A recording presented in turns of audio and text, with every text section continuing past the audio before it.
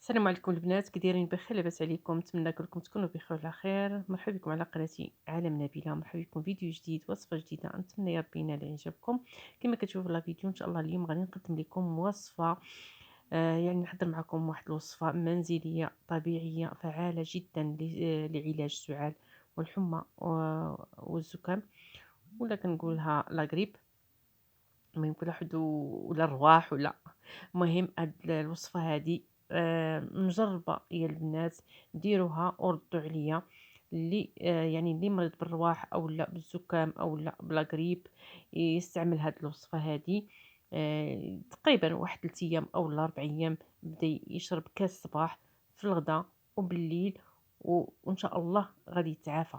المهم غادي نحضرها يعني بثلاثه المكونات.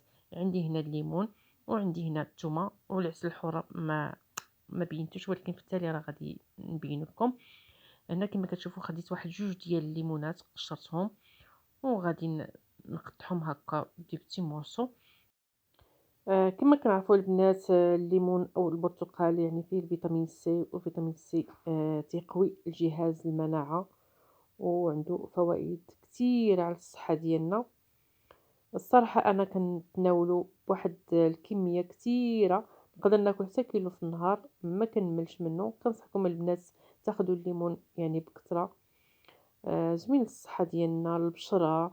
المهم بزاف بزاف فيه الفوائد كتير، وخاصة كيحارب الحمى والزكام. يعني كنصحكم باش تناولوه بواحد الكمية كثيرة.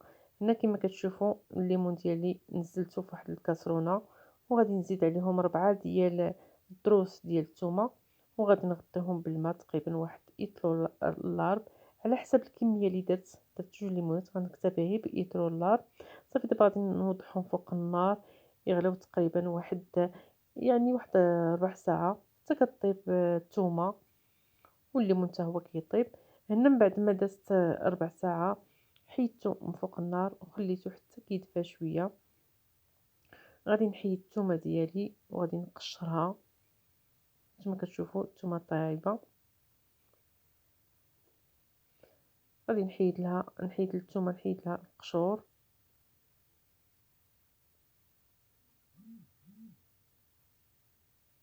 والثومه حتى هي عندها فوائد كثيره للصحه ديالنا. يعني هاد الوصفه هذه وصفه منزليه فعاله جدا.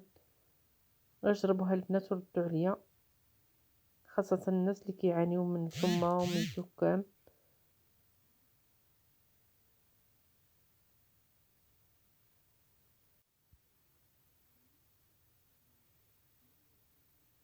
صافي هنا غادي نجيب مولينكس، وغادي نكب الليمون بالماء فاش طاب. يعني خصو يكون شويه دافي، ما يكونش بارد وما يكونش سخون.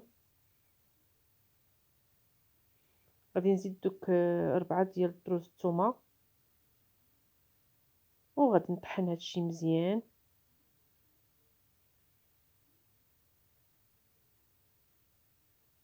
صافي هنا غادي نجيب الكاس، غادي نكب العصير ديال الحامض، ديال الليمون بليطو، ديال البرتقال والثومه.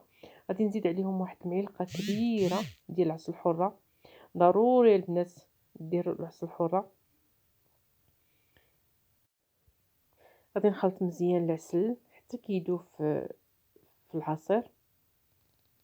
صافي وغادي نتناولو كاس في الصباح، وكاس في الغداء، وكاس في العشاء لمدة 3 أيام، وإن شاء الله غادي يجيب الله الشفاء.